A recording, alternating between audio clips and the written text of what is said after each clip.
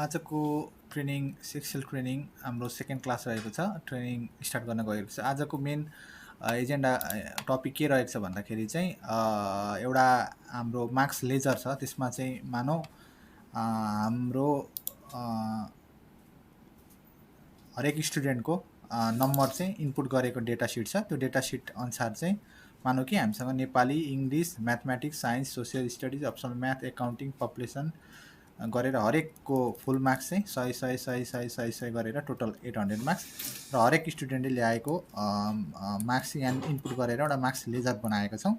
यो marks laser बनाएको अनुसार चाहिँ हामीले आज के गर्न गइरहेका छौँ भन्दाखेरि चाहिँ यो मार्क्स लेजर चाहिँ हाम्रो के गर्नुपर्ने छ भन्दाखेरि चाहिँ रिपोर्ट बनाउनु पर्ने छ। एउटा रिपोर्ट कार्ड बनाउनु पर्छ। स्टुडेन्टको रिपोर्ट कार्ड बनाउने कसरी भन्ने कुरा चाहिँ आज हामीले सिक्न गइरहेको छ। त्यो पनि हामीले आज रिपोर्ट कार्ड चाहिँ अटोमेटिक प्रिन्ट हामीसँग अलरेडी डेटा छ, तर हामीलाई यो डेटा अनुसार चाहिँ अटोमेटिक प्रिन्ट कसरी गर्ने भन्ने कुरा चाहिँ आज म डिटेलमा एक्सप्लेन गर्न गइरहेको छु।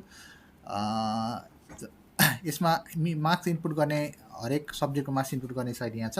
त्यसपछि हामीले यहाँनिर मानौ प्रेजेन्ट एटेन्डेन्स, स्टुडेन्टको प्रेजेन्ट एटेन्डेन्स र स्टुडेन्टले टोटलमा कति पर्सेन्टेज ल्यायो र उसको टोटल ऱ्याङ्किङ कति आयो त भन्ने कुरा यो एक्सेल सिटमा अलरेडी मैले फर्मुला इनपुट गरेर यहाँनिर राखिसकेको छु।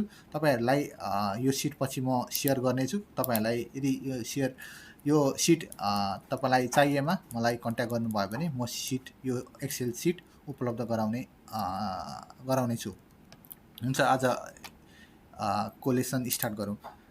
यसको आजको मैले भन्न गइरहेको सिकाउन गइरहेको लेसन भनेको हामीसँग मैले अलरेडी एउटा रिपोर्ट कार्ड बनाइसकेको छु। यहाँ मैले अलरेडी एउटा रिपोर्ट कार्ड बनाइसकेको छु। यो रिपोर्ट कार्डमा चाहिँ मैले मेनली चाहिँ VLOOKUP फङ्सन युज गरेर अर्को मार्क्स इन्ट्री सिटबाट डेटाहरू चाहिँ यहाँनिर ल्याएर मानौ कि मैले यहाँनिर रोल नम्बरको अनुसारमा चाहिँ यहाँनिर डेटा ल्याएको छु। मानौ 1046 रोल नम्बरको यहाँ इनपुट गर्दाखेरि त्यही अनुसारले चाहिँ स्टुडेन्टको नेम र उसले अब्टेन गरेको मार्क्सहरू चाहिँ अटोमेटिक यहाँनिर चाहिँ रिफ्लेक्ट हुने भएको कारणले गर्दाखेरि चाहिँ यो मार्कसिट अलरेडी बनाएको छ। यो मार्कसिट सम्पूर्ण हजुरलाई सेयर गर्नेछु, पछि डिटेलमा हेर्न सक्नुहुन्छ।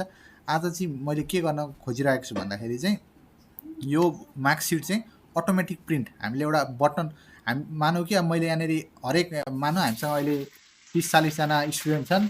30-40 जना स्टुडेन्ट हुँदाखेरि चाहिँ हरेकको प्रिन्ट गर्न हामीलाई यहाँ सिलेक्ट गर्दै प्रिन्ट गर्दै सिलेक्ट गर्दै टाइम लाग्ने भएकोले त्यसलाई चाहिँ अटोमेसन गर्ने सिस्टम बनाएको छु।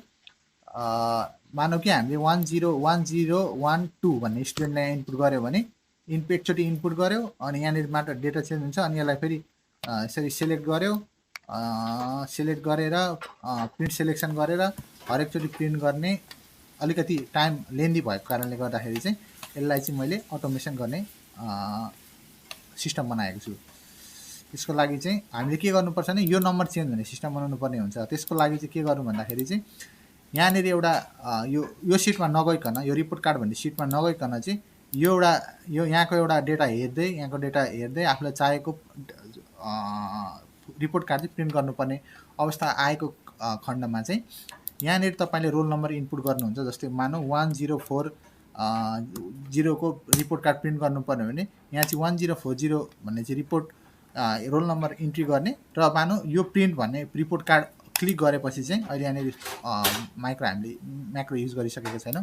यो रिपोर्ट चाहिँ यहाँनिर क्लिक गरिसक्दा चाहिँ अटोमेटिक उसको रिपोर्ट चाहिँ प्रिन्ट हुने सिस्टम बनाउन गइरहेको छौँ। त्यसको लागि हामीले के गर्नुपर्छ भन्दाखेरि हामीले यो नम्बर चाहिँ यो रोल नम्बर चाहिँ हामीले रिपोर्ट कार्डमा गएर पेस्ट हुने सिस्टम बनाउनु पर्यो। त्यसको लागि चाहिँ हामीले यहाँ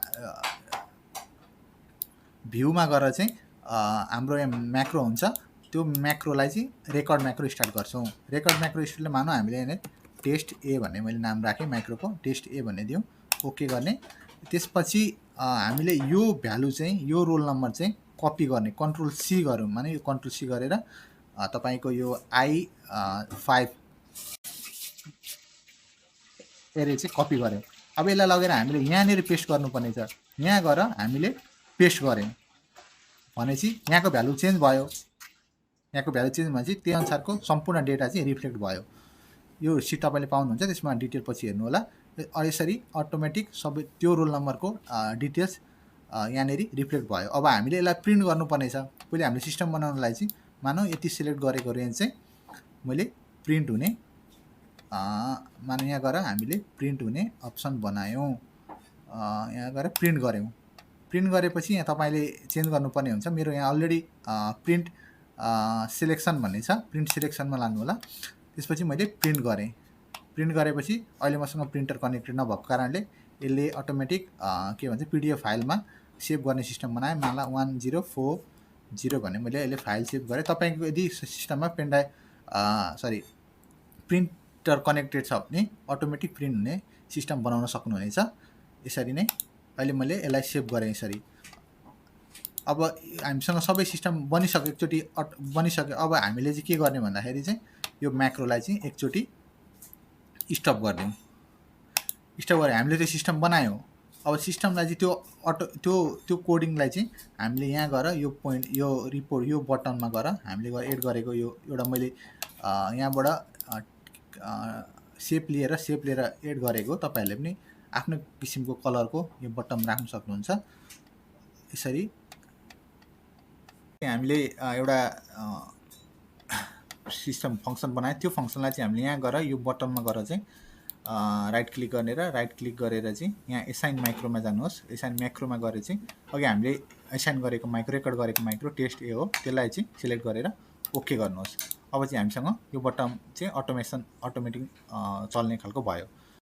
ल अब हामी एकचोटि ट्राई गऱ्यौँ। हामीले अघि बनाएको सिस्टम अघि यहाँ एसाइन गरेको माइक्रोले चाहिँ काम गर्छ गर्दैन ट्राई गरौँ। मानौँ लिस्ट एउटा डेटा इनपुट गरौँ। मानौँ हामीले 1012 भन्ने रोल नम्बरको चाहिँ 101 अभय घिमिरे भन्ने मान्छेको चाहिँ स्टुडेन्टको चाहिँ डेटा प्रिन्ट गर्नुपर्ने छ भने उसको ऱ्याङ्क चाहिँ 8 छ, उसले ल्याएको 73%।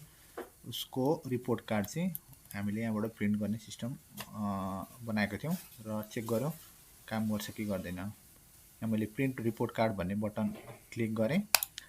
यसले हामीले अघि एसाइन गरेको माइक्रो अनुसार काम गर्यो। अब हामीसँग प्रिन्टर कनेक्ट नभएको कारणले चाहिँ 1013 भनेर उसको 1013 भनेर सेभ गऱ्यौँ। मानौँ पिडिएफमा सेभ हुन्छ, पिडिएफमा सेभ गऱ्यौँ। सरी 1012 रहेछ, मैले 1013 भनेर सेभ गरेँ।